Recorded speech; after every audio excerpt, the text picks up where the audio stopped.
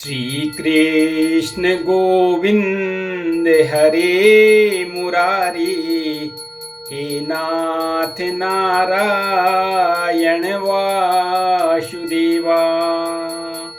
ओम श्री परमात्मने नमः। श्रीमद् भगवत गीता के 12वें अध्याय के श्लोक संख्या 6 और 7 में भगवान श्री कृष्ण अर्जुन को सगुण परमेश्वर की उपासना के बारे में बता रहे हैं और कह रहे हैं कि सगुण परमेश्वर की उपासना से परमेश्वर की प्राप्ति शीघ्र और अनायास ही हो जाती है। सुनिएगा, ये तो सर्वाणि कर्माणि मयि सन्न्यस्य मत्परा अनन्येनैव योगेन मां ध्यायन्त उपासते। जो मेरे परायण रहने वाले भक्तजन संपूर्ण कर्मों को मुझ में अर्पण करके मुझ सगुण रूप परमेश्वर को ही अनन्य भक्ति योग से निरंतर चिंतन करते हुए भजते हैं। यहाँ पे कह रहे हैं कि यहाँ निर्गुण उपासकों की अपेक्षा सगुण उपासकों की विलक्षणता दिखाने के लिए है। भगवान के परायण होना क्या है? भगवान पर निर्भर होकर भांति भांति के दुखों की प्राप्ति होने पर भी भक्त प्रहलाद की भांति निर्भय और निर्विकार रहकर उन दुखों को भगवान का भेजा हुआ पुरस्कार समझकर सुख रूपी समझना तथा भगवान को ही परम प्रेमी, परम गति, परम सुहृद और सब प्रकार से शरण लेने योग्य समझकर अपने आप को भगवान के समर्पण कर देना, यही भगवान के परायण होना है। कर्मों के करने में अपने को पराधीन समझकर भगवान की आज्ञा और संकेत के अनुसार कठपुतली की तरह समस्त कर्म करते रहना, उन कर्मों में न तो ममता और आसक्ति रखना और न ही उनके फल से किसी प्रकार का संबंध रखना, शास्त्रानुकूल प्रत्येक क्रिया में ऐसा ही भाव रखना कि मैं तो केवल निमित्त मात्र हूँ, मेरी कुछ भी करने की शक्ति नहीं है, भगवान ही अपने इच्छानुसार मुझसे समस्त कर्म करवा रहे हैं। यही समस्त कर्मों का भगवान के समर्पण करना है। एक परमेश्वर के सिवा मेरा कोई ही नहीं है, वही मेरे सर्वस्व हैं।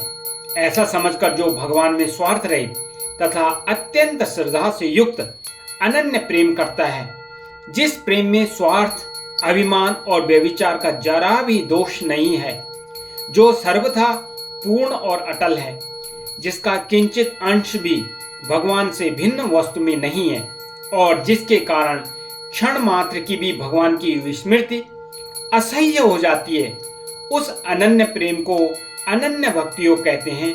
और ऐसे भक्ति योग द्वारा निरंतर भगवान का चिंतन करते हुए जो उनके गुण, प्रभाव और लीलाओं का श्रवण कर कीर्तन, उनके नामों का उच्चारण और जप आदि करना है, यही अनन्य भक्ति योग के द्वारा भगवान का चिंतन करते हुए उनकी उपासना करना है।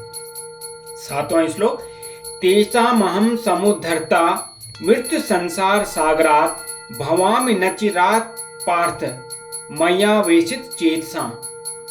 हे अर्जुन, अर्जुन को बता रहे हैं भगवान श्री कृष्ण, उन मुझ में चित्त लगाने वाले प्रेमी भक्तों का मैं शीघ्र ही मृत्यु रूप संसार समुद्र से उद्धार करने वाला होता हूं। पिछले श्लोक में मन बुद्धि को सदा के लिए भगवान में लगा देने वाला जिन अनन्य प्रेमी सगुण उपासकों का वर्णन आया है, उन्हीं प्रेमी भक्तों का वाचक यहाँ तेसाम के सहित मया वेशित चेतसाम पद है। इस संसार में सभी कुछ मृत्युमय है। इसमें पैदा होने वाली एक भी चीज ऐसी नहीं है जो कभी क्षण भर के लिए भी मृत्यु के थपेड़ों से बचती हो। और जैसे समुद्र में असंख्य लहरें उठती रहती हैं, वैसे ही इस अपार संसार सागर में अनवरत जन्म मृत्यु रूपी तरंगे उठा करती हैं। समुद्र की लहरों की गणना चाहे तो हो जाए, पर जब तक परमेश्वर की प्राप्ति नहीं होती तब तक जीव को कितनी बार जन्मना है, कितनी बार मरना पड़ेगा, इसकी गणना नहीं हो सकती। इसलिए इसको मृत्यु रूप संसार सागर कहते हैं। उपयुक्त प्रकार से मन बुद्धि को भगवान में लगाकर जो भक्त निरंतर भगवान की उपासना करते हैं, उनको भगवान तत्काल ही जन्म मृत्यु के सदा के लिए, जो जन्म मृत्यु का जो बंधन है उससे सदा के छुड़ाकर यही अपनी प्राप्ति करा देते हैं, अथवा मरने के बाद अपने परम धाम में ले जाते हैं। यहाँ तक कि जैसे केवट किसी को नौका में बैठाकर नदी से पार कर देता है, वैसे ही भक्ति रूपी नौका पर स्थित भक्त के लिए भगवान स्वयं केवट बनकर उसकी समस्त कठिनाइयों और विपत्तियों को दूर करके बहुत शीघ्र उसे भीषण संसार समुद्र के उस पार अपने परम धाम में ले जाते हैं। यही भगवान का अपने उपयुक्त भक्त को मृत्यु रूप संसार से पार कर देना है। श्री कृष्ण गोविंद हरे मुरारी, हे नाथ नारायण वासुदेवा।